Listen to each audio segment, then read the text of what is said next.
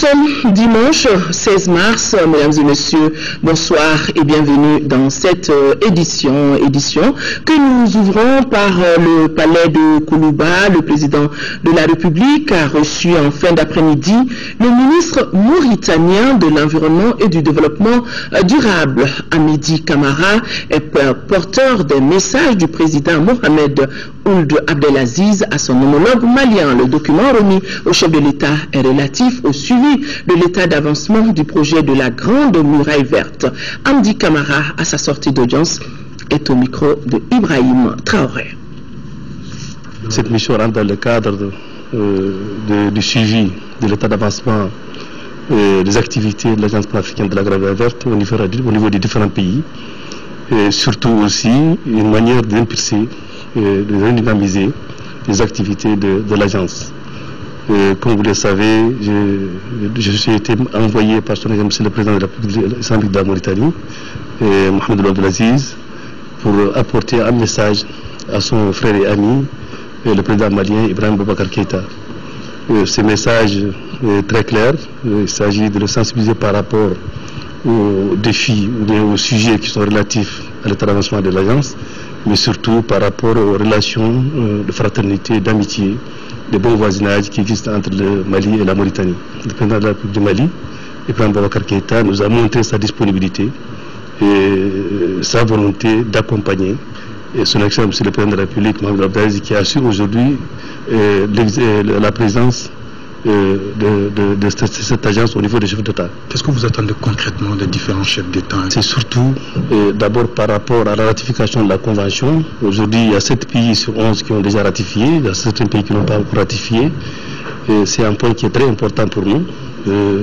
Pour ce qui est de cette question, il faut retenir que 7 pays ont déjà ratifié, donc nous avons la possibilité aujourd'hui de déposer les instruments de ratification auprès du système des Nations Unies et auprès de l'Union africaine pour que la convention soit ratifiée par ces deux organisations. Et il y a aussi les agences nationales, parce que chaque pays doit mettre en place une agence nationale qui va s'occuper de l'ensemble des activités de l'agence au niveau national. Bon, il y a des questions qui sont bien sûr relatives aux contributions. Là, le Mali a fait un grand effort pour vraiment respecter ses engagements en termes de paiement de contributions. Et nous allons essayer de continuer au niveau des différents pays qui n'ont pas encore ratifié la Convention pour les sensibiliser et pour les sensibiliser ces pays qui n'ont pas encore payé leurs contributions. Surtout aussi, il y a l'organigramme qu'il faut essayer de mettre en place rapidement, c'est-à-dire recruter les personnes qu'il faut pour l'agence, mais aussi il y a tout ce qui est relatif aussi un plan de travail annuel qui doit être mis en place pour cette année et un budget qui doit être mis en place cette année. Et pour ça, nous comptons à la fin de la mission convoquer une réunion interministérielle qui va avoir lieu au niveau de Nouakchott où il y a les sièges pour essayer de travailler sur ce dossier. Nous rappelons que le ministre mauritanien était accompagné du secrétaire exécutif de l'Agence panafricaine de la Grande Muraille Verte. Je vous le disais dans les titres, le président de la République sera demain en 5e région et à quelques heures de l'arrivée du président de la République pour sa visite de prise de contact avec les populations.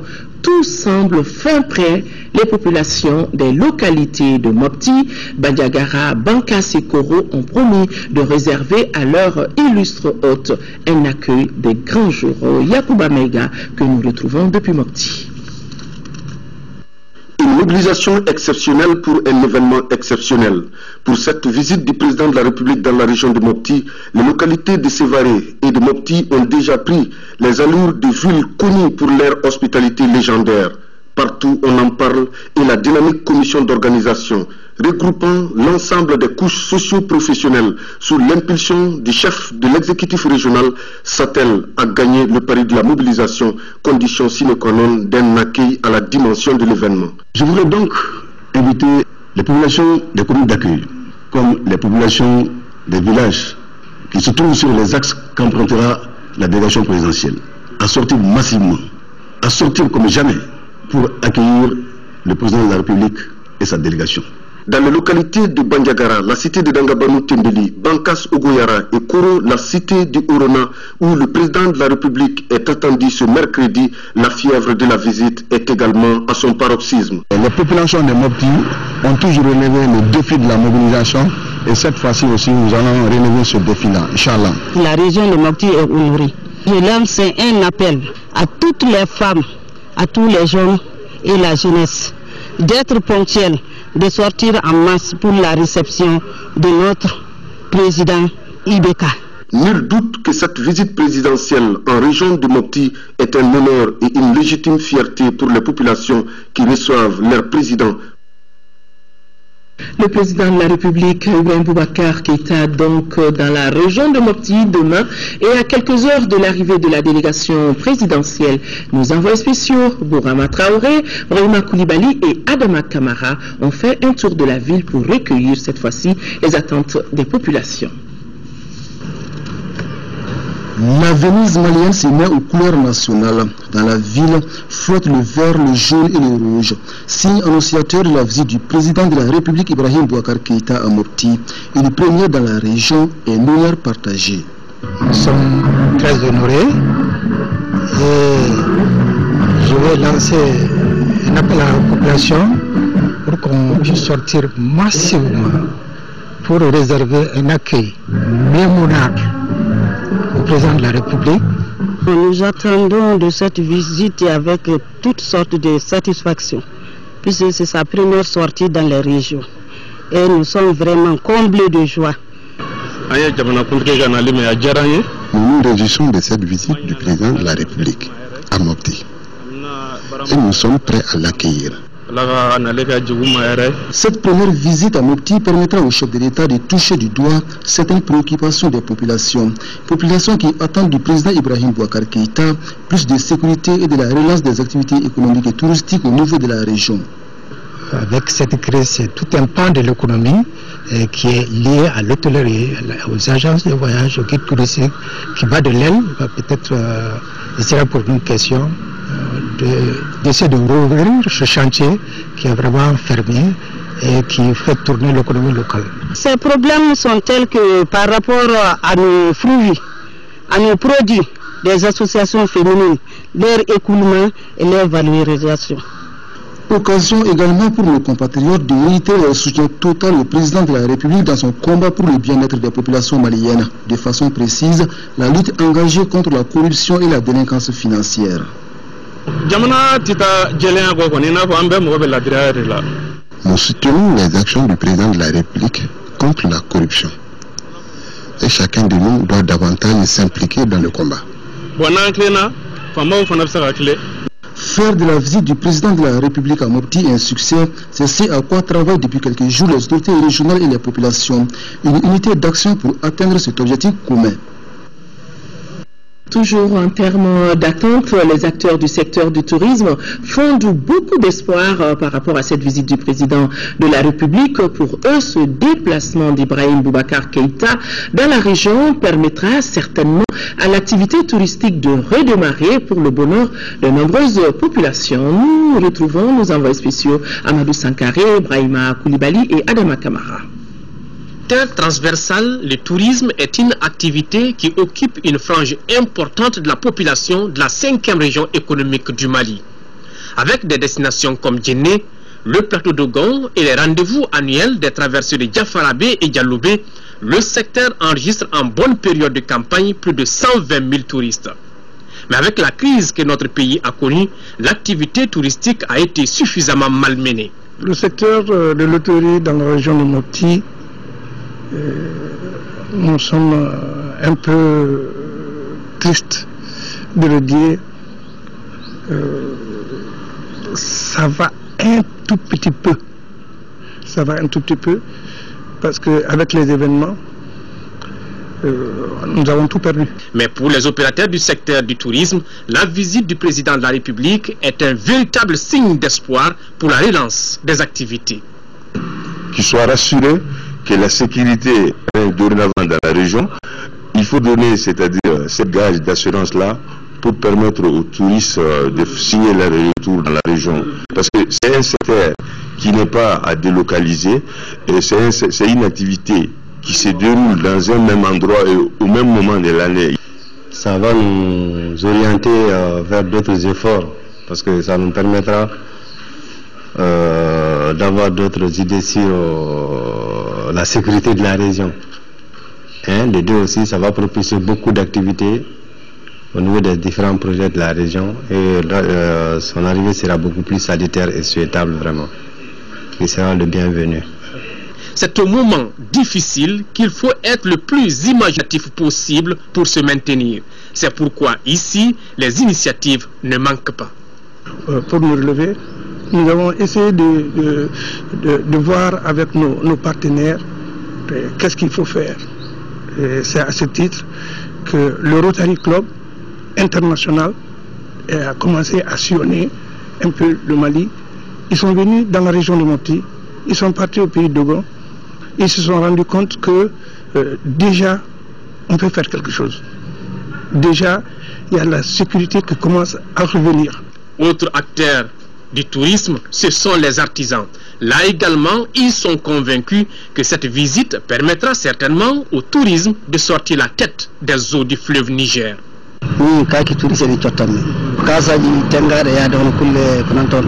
Je vends des produits artisanaux aux touristes devant les hôtels de la place. Je leur propose beaucoup de choses. Avec cette visite du président Ibeka, nous pensons vraiment que ça va marcher.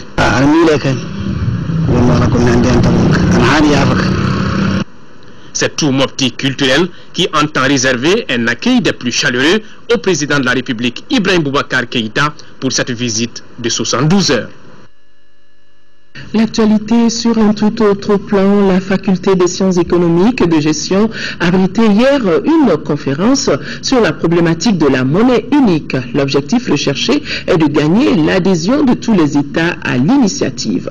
La conférence était animée par le professeur Bani Touré, un reportage signé Youssouf Diakité. Cette conférence se veut un cadre d'échange sur la problématique de la monnaie unique en Afrique.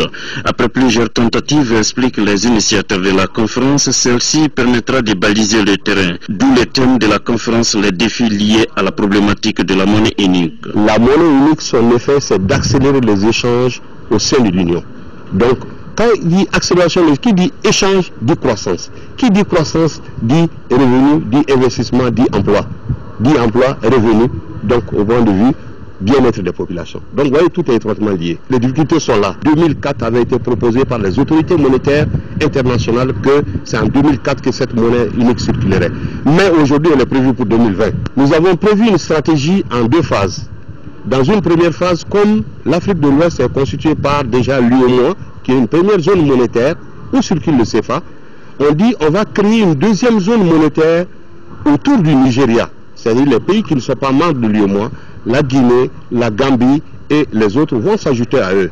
Eux, cette monnaie fonctionnait. Et maintenant seulement, c'est en 2020 qu'on va regrouper cette monnaie de la deuxième zone qu'on appelle le ZMAO, zone monétaire d'Afrique de l'Ouest, avec le CFA que nous on a dans l'UEMOA pour former la monnaie unique CEDEAO dont on n'a pas encore dit le nom. Le débat était tout naturellement focalisé sur ces défis, notamment la volonté politique des États concernés. Inauguration du centre d'information pharmacothérapeutique. Le centre est logé dans les locaux de l'INSP et financé à hauteur de 300 millions de francs CFA repartis entre les pays membres de l'association pour la promotion de la santé. Ce centre permettra aussi d'analyser et de diffuser des informations sur les produits pharmaceutiques, nous dit Fatoumata Kone. Bâti sur 60 mètres carrés, le centre d'information pharmacothérapeutique CIP est logé dans l'arrière-cour de l'INRSP. Il est composé d'une bibliothèque et d'un secrétariat. C'est un centre de diffusion d'informations pharmaceutiques. Le CIP vise à mettre à la disposition des professionnels de la santé et des usagers un lieu où seront disponibles les informations sur les médicaments humains et vétérinaires. Élaborer et diffuser un bulletin pharmacothérapeutique, réaliser des études sur l'utilisation des médicaments, organiser des sessions de formation au profit des professionnels des usagers de la société civile dans le pays. Il est réalisé grâce à la coopération entre le réseau Médicaments et Développement Remède et le Fonds de solidarité prioritaire à hauteur de 300 millions de francs CFA. Nous sommes répartis entre 4 pays membres de l'Association pour la promotion de la santé APSAN, dont le Mali. L'Association pour la promotion de la santé est une association d'utilité publique. j'en veux pour preuve les différentes activités qu'elle a pu développer depuis sa création. L'organisation de conférences débats sur les thèmes système de santé en République du Mali d'hier à aujourd'hui, pharmacie au Mali historique et perspective à l'horizon 2015, santé et commerce international. Après l'inauguration du CIP, les responsables de la structure ont animé une session de formation. Le thème, fièvre typhoïde, diagnostic et prise en charge correcte. Une façon d'exécuter une des missions assignées au Centre d'information pharmacothérapeutique. La salle de conférence de l'Agence pour la promotion de l'emploi jeune APEJ a abrité la cérémonie de lancement du Salon de l'emploi de la Jeune Chambre internationale Mali, initiée par JCI Mali en collaboration avec Gestar Mark. Ce salon est le point de départ pour offrir des opportunités d'emploi aux jeunes diplômés. Compte rendu, Nando Dambélé. Le Salon de l'emploi qui vient d'être lancé est l'émanation de la volonté des vice-présidents des affaires et management de la Jeune Chambre internationale Mali de mettre leurs efforts en commun pour exécuter les tâches qui leur sont assignées. C'est de pouvoir donner les outils aux jeunes de pouvoir aller chercher un emploi. Nous savons aujourd'hui que l'emploi est la source, en tout cas de revenus primordiale pour toutes les familles. Il ne s'agit pas en fait d'offrir des emplois tout faits aux jeunes, mais plutôt de les outiller pour affronter le marché potentiel de l'emploi. Une initiative que saluent et soutiennent les responsables de l'Agence pour la promotion de l'emploi APEJ. C'est une activité que cette jeune chambre entend toujours mener en nous appuyant nous dans notre mission à aller chercher des employeurs potentiels, à chercher aussi des jeunes d'une certaine qualité. En clair, il s'agit de créer des opportunités d'emploi pour les 40 premiers bénéficiaires du projet et créer en eux l'esprit d'entreprise. Les travaux du 12e congrès statutaire de l'Union nationale des travailleurs du Mali, UNTM, ont débuté hier samedi ici à Bamako.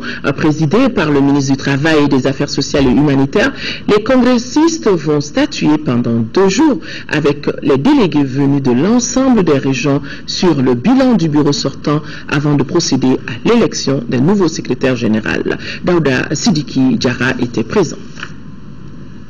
Le congrès de l'UNTM constitue toujours un événement majeur pour le monde syndical et l'ensemble des travailleurs du Mali. Pour ce 12e congrès statutaire, il sera question de faire le bilan de l'exercice écoulé. Aussi, les participants vont revoir les textes de cette centrale syndicale. Mais le moment le plus attendu de ce congrès est le renouvellement du bureau exécutif de l'UNTM. L'Union nationale des travailleurs du Mali tient son 12e congrès ordinaire après cette période tourmentée de notre histoire nationale. Elle s'inquiète du virage qu'elle doit prendre, mais prend conscience des responsabilités qui sont les siennes. C'est pourquoi elle appelle ses adhérentes et adhérents à se mobiliser pour préserver son unité organique en dépassant les querelles de personnes. Elle devra traverser beaucoup d'orages s'il le faut. En cette solennelle occasion, le ministre du Travail et des Affaires sociales et humanitaires a rendu un hommage à tous les travailleurs pour les sacrifices qu'ils ont consentis pour la consolidation de la paix sociale. Aîné des organisations syndicales au Mali, l'UNTM, à chaque fois que cette démocratie s'est trouvée menacée, sut trouver en son sein les ressorts nécessaires pour défendre les idéaux de liberté et de justice qui sont ceux de notre peuple. Pour les ministres, aujourd'hui, la conviction est faite que les organisations des travailleurs doivent se hisser à un niveau qui leur permet d'agir dans la concertation et la mise en œuvre des accords paritaires entre l'UNTM et l'État. L'UNTM a été de toutes les batailles engagées pour le développement économique de notre pays et pour la consolidation de la paix sociale. Dans toutes les actions entreprises par le gouvernement, l'UNTM a apporté sa contribution de qualité. Son sens élevé du dialogue avec les pouvoirs publics a par ailleurs permis, au cours des 5 dernières années, d'améliorer de manière significative les conditions de vie et de travail des salariés, tant du secteur public que du secteur privé. Le ministre conclura que le gouvernement va continuer à examiner toutes les revendications des travailleurs dans les limites de ses possibilités. Merci bien. Demain, 17 mars 2014, marque le 34e anniversaire de la mort de Cabral. Une question de devoir, de mémoire, mais aussi de souvenir. Une semaine d'activité est consacrée en sa mémoire. Alpha Mega compte rendu. Tom est mort il y a 34 ans. Abdoukarim Kamara dit Cabral, c'est de lui qu'il s'agit à trouver la mort le 17 mars 1980. Et c'est en sa mémoire que ce rassemblement est organisé. Les initiateurs, à savoir l'amicale des anciens militants et sympathisants de l'Union nationale des élèves étudiants du Mali, n'ont pas cherché meilleur thème pour échanger. Cela dans un seul but, un devoir de mémoire, mais aussi un devoir de souvenir. La privatisation de l'université au Mali, quels impacts? Pour nous, la privatisation est une tendance lourde dans toute la zone CEDEAO, et ce, dans tous les domaines de l'État et singulièrement l'éducation. L'éducation est un sujet sur toutes les lèvres. S'agissant de l'université qui est à l'ordre du jour, la question est de savoir si il faut la privatiser, oui ou non. La première raison, c'est ce que nous on appelle la dynamique du changement. La seconde raison, c'est la diversité en termes de filières. La troisième raison, c'est qu'il y a la création des écoles supérieures privées, ça permet de résorber le chômage. Autre interrogation, quelle stratégie et perspective? Et c'est là toute la problématique. Les stratégies sont que quelque part, il ne faut pas dire privé à part et public à part. Donc la stratégie, c'est la stratégie de l'osmose.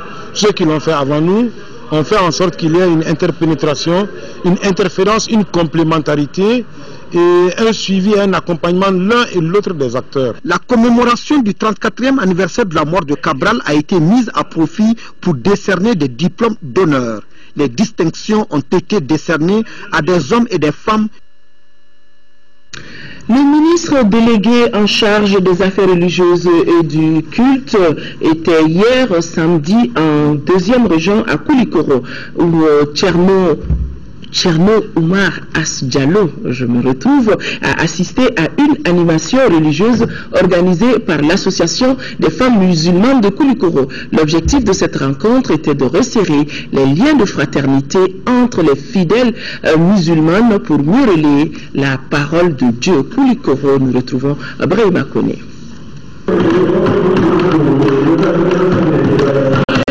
À l'Union pour la promotion de l'islam, l'initiative de l'association des femmes musulmanes de Koulikoro dénommée Kanou est louable. On a organisé cette rencontre pour pouvoir organiser le Mawlid. C'est pour agrandir l'islam dans la ville de Koulikoro, c'est tout. Le public peu nombreux a manifesté sa joie au rythme d'une animation religieuse communément appelée Zikir. Les artistes Zigri Sori, Baïssa et Madoukane ont fait des louanges de Dieu, du prophète Mohamed, paix et salut sur lui, et de certains croyants. Ce qui est plus important, c'est qu'il faut contribuer à sauvegarder les vertus de la religion musulmane. Je crois que cela est tout à fait espérant de voir que ce que nous cherchons, la diffusion de la foi, la senteur de la spiritualité dans l'espace et le ciel malien, une spiritualité commune à l'ensemble des religions, mais surtout à la religion musulmane, pour que de plus en plus nous soyons dans ce comportement d'hommes et de femmes sensés et craignants, qui savent qu'il y a quelque chose en eux, et donc vivre avec la foi. En plus de la ferveur musicale, les artistes ont livré des messages de paix et de tolérance.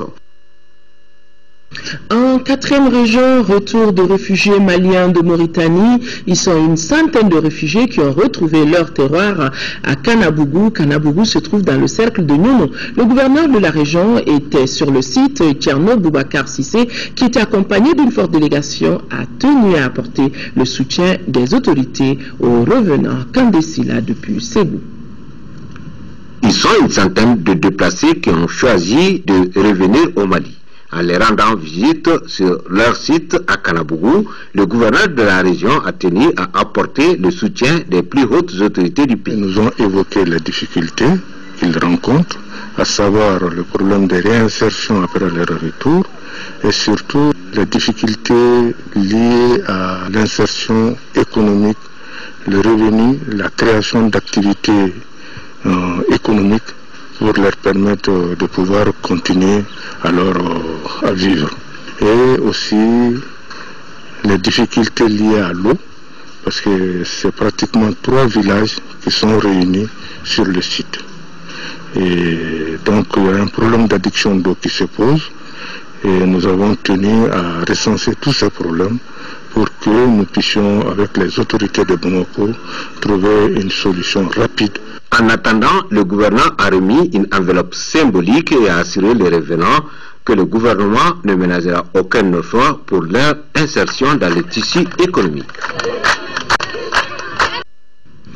À Sikasso, environ 25 millions de francs CFA, c'est le coût estimatif d'un important lot de consommables pour les personnes vulnérables de la région de Sikasso. Un geste de l'UNICEF à travers sa section protection des enfants pour soulager les personnes en situation de précarité, et cela suite à la crise sécuritaire que le pays a connue en 2012. Daouda Diakité.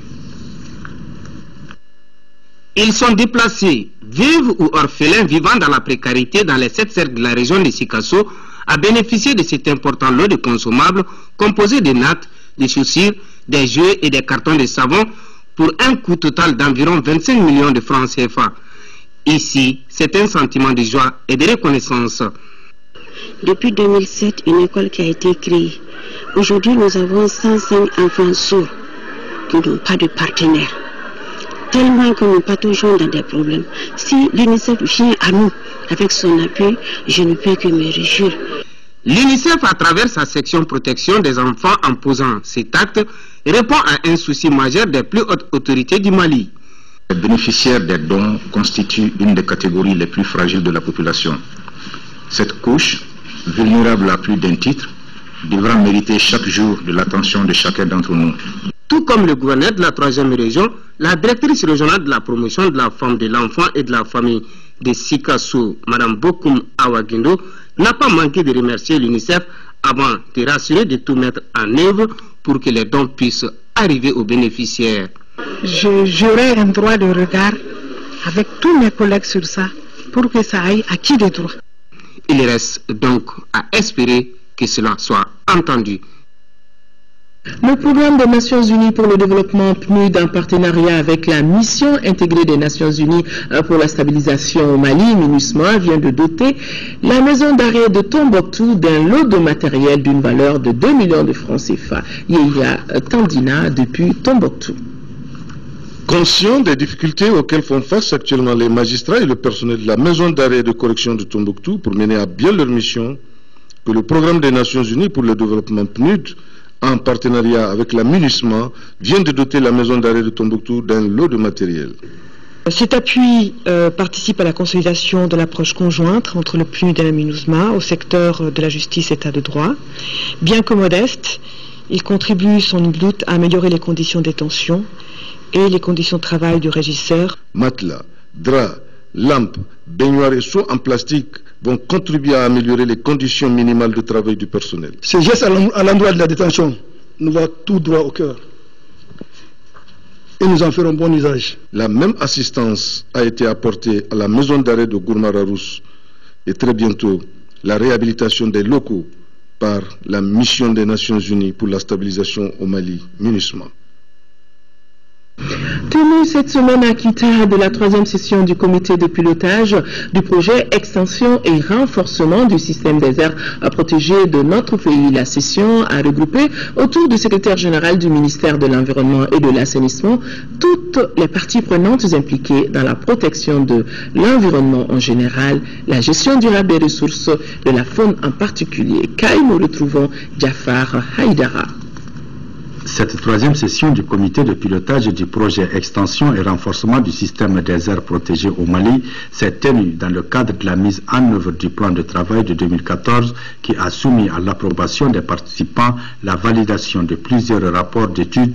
Nous sommes à une année charnière de la mise en œuvre du projet. Il y a eu déjà des actions qui ont été réalisées. Actions réalisées dans le cadre du renforcement des capacités du service technique, notamment des directions régionales des eaux et forêts, des services à la base. Le secrétaire général du ministère de l'Environnement et les partenaires du projet ont profité de cette session pour visiter le poste forestier de Nyarakira dans la commune de Kurukoto, un bâtiment financé à plus de 22 millions de francs CFA sur le budget spécial d'investissement pour protéger les parcs de Wongo, Flawa et Kurufi. Ensuite, le secrétaire général du ministère de l'Environnement et de l'Assainissement a remis les clés de 18 motos d'été en compagnie de la représentante du PNUD au directeur national des eaux et forêts pour améliorer la capacité d'intervention des agents des eaux et forêts sur le terrain. Ces motos ont coûté plus de 40 millions de francs CFA. Le programme de travail 2014, nous avons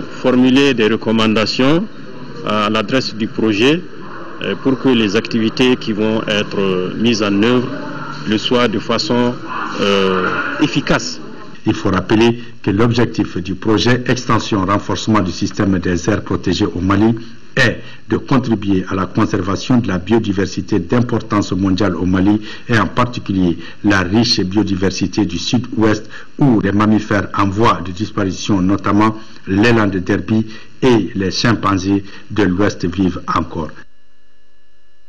Deux grands cadres du Mali étaient jeudi dernier devant la Cour suprême pour leur prestation de serment. Il s'agit de Bougouzanfa Goïta, planificateur nommé contrôleur des services publics, et de Moussa Koulibaly à l'inspection des services diplomatiques et consulaires. Ces deux récipiendaires, renvoyés à l'exercice de leurs fonctions, doivent lutter contre la corruption et la délinquance financière, contrôler le fonctionnement des services diplomatiques. Bougouzanfa Goïta et Moussa Koulibaly ont tous accumulé une somme d'expérience. Ils sont désormais couverts par la loi devant leur mandat. Mot de politique, le parti Alliance pour la solidarité au Mali, convergence des forces patriotiques, ASMA CFP de la commune 4 du district de Bamako a désormais son siège à Amdalaï. Les locaux ont été inaugurés par le président du parti et bien évidemment en présence de plusieurs responsables, militants et sympathisants, nous dit Moumoum Sissoko. Solidarité au Mali, convergence des forces patriotiques ASMA CFP de la commune 4 est située à Amdalaï, un siège qui comprend un bâtiment comportant une salle de réunion et un bureau pour le coordinateur du parti dans la commune. La cour dispose d'un hangar et d'autres commodités. Les lieux ont été réaménagés par un militant de l'ASMA CFP. C'est vraiment la consécration de la fidélité. Tous ceux qui sont là, personne n'est là par hasard. Il y a que tout le monde est venu parce que nous voulons construire ensemble un outil qui nous permette de participer pleinement à l'épanouissement de notre pays, au développement de notre pays, à notre propre épanouissement. Parce que nous sommes dans l'action publique, parce que nous pensons que si le pays avance, c'est le bénéfice de tout le monde. L'ASMA CFP totalise 30 cellules à travers les 8 quartiers de la commune 4 selon le coordinateur, d'où son appel aux militants à s'approprier ce siège. Ce siège est un lieu privilégié de formation, d'information, d'expression et d'éducation de tous les membres du parti, en nous de profiter de la chute libre de notre poids. L'ASMA CFP aura un an le 1er mai prochain. Le parti compte 4 députés à l'Assemblée nationale. La 9e journée du championnat national de Ligue 1, le match au sommet entre le Djoliba Athletic Club et le Stade malien de Bamako s'est soldé par un nul 0-0. Compte rendu signé Khalifa Namatraoré. Attendu depuis le début de l'exercice 2013-2014 du championnat national de Ligue 1, le derby Djoliba Athletic Club au Stade malien de Bamako a donné lieu à un petit match. Il se joue dans un contexte particulier. Le Djoliba AC vient de se qualifier pour les 8e de finale de la Coupe de la Confédération, alors que le Stade malien de Bamako a été lui éliminé de la Ligue des Champions il y a juste une semaine. Malgré la forte mobilisation des supporters des deux clubs et autres amateurs de football, les rouges aujourd'hui en vert et les blancs ont eu chacun leur moment fort et leur temps de flottement. Le Djoliba AC, qui voulait ravir la première place du classement à son rival du jour, a su maîtriser la première période, durant laquelle il est parvenu à se créer quelques situations escorées. Le stade malien a pour sa part retrouvé son jeu en seconde période, sans succès non plus. Le stade malien reste donc leader du championnat national avec 22 points à 2 longueurs du Djoliba AC. Nous ouvrons à présent la page grand format de ce journal avec ces images exclusives de reliques de Bakary Diankone qui apparaît comme le guerrier le plus célèbre du royaume Bambara de Ségou. Ces reliques, essentiellement constituées d'armes de guerre et de chasse, se trouvent dans un village créé par les descendants de Bakary Dian après la prise de Ségou par El Haj Oumar Foutioutal. Une de nos équipes, le reportage conduite par Cheikh Oumar Sangaré, est allé à la rencontre de ces objets de valeur historique et culturelle conservés par la 5e génération des descendants du guerrier de Ségou.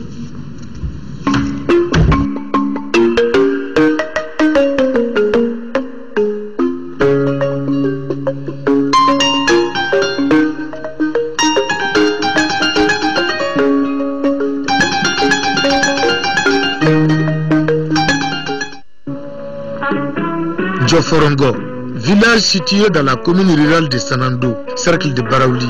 Ce village a été créé par les descendants de Bakary Dian après l'invasion toucoulère en royaume Bambara de Ségou. Des progénitures qui entendent préserver l'héritage moral de l'homme. Nous voulons marcher sur les pas de Bakary Dian, nous approprier de son héritage moral.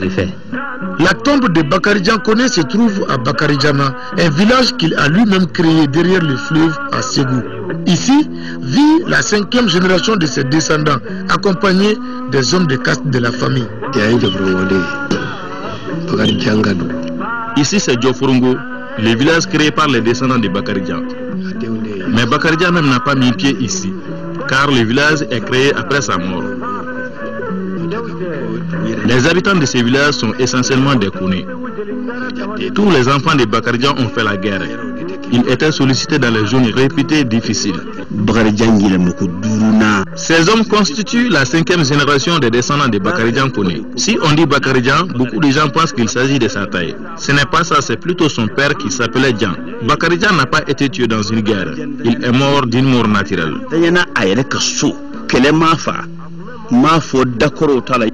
Les autres reliques de Bakary Diankone se trouvent regroupées dans une armoire métallique offerte par le musée national aux descendants de l'illustre homme il y a de cela quelques années.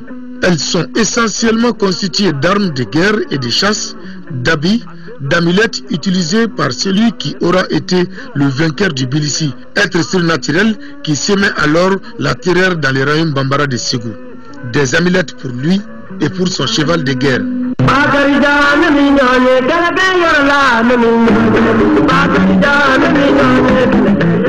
Parmi les objets les plus étonnants, on peut citer cette météorite, une entrave ou fer d'esclave, Djonege, qui, comme son nom l'indique, servait d'attacher les prisonniers de guerre traités alors d'esclaves.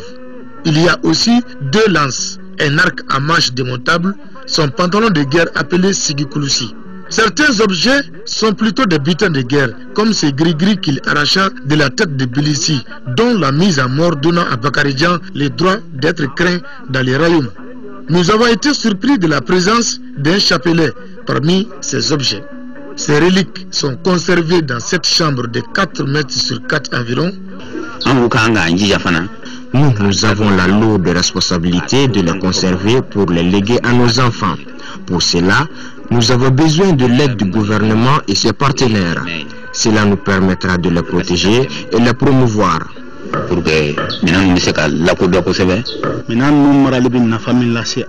La présence de ces reliques est d'un apport inestimable pour notre communauté. Le village n'a jamais été frappé de sécheresse. On n'a jamais connu la guerre. Ce n'est pas tout, mais cela constitue une raison valable pour garder jalousement ces objets. La région de Ségou est une mine de patrimoine culturel dont la promotion et la protection méritent aujourd'hui d'être véritablement prises en compte. Il y a beaucoup d'autres choses dont la région regorge du patrimoine culturel. Il y a des sites naturels. Il y a aussi les tombes des personnalités qui demandent à être rénovées sinon même à être conservées. Ces images seraient les toutes premières de ces riches patrimoines dont les conditions de conservation laissent à désirer.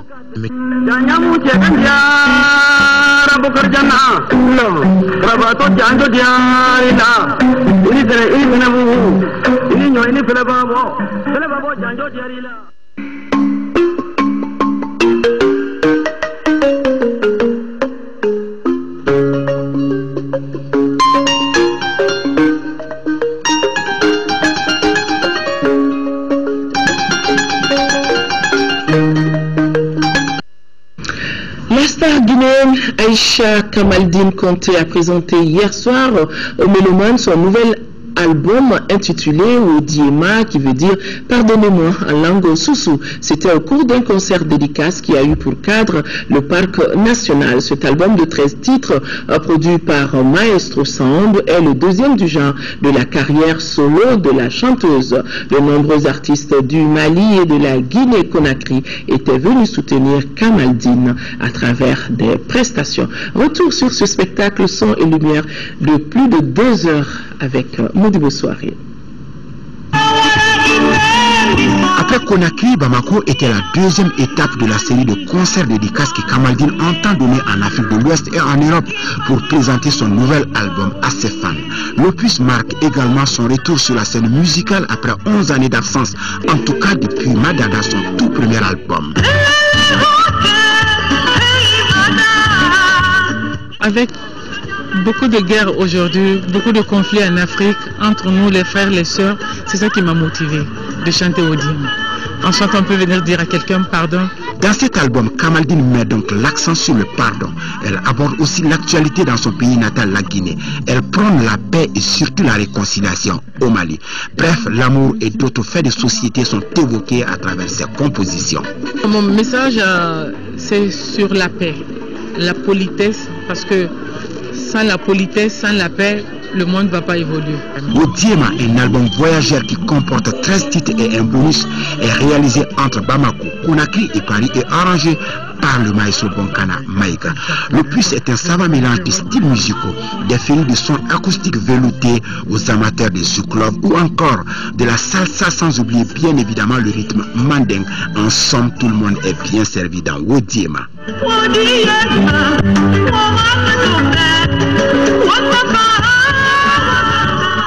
Des guest stars comme Adja Soumano, Zouzou du Mali, Adja Safi de la Guinée-Conakry et bien d'autres artistes étaient venus soutenir Kamaldine pour rendre la fête encore plus belle à travers des prestations.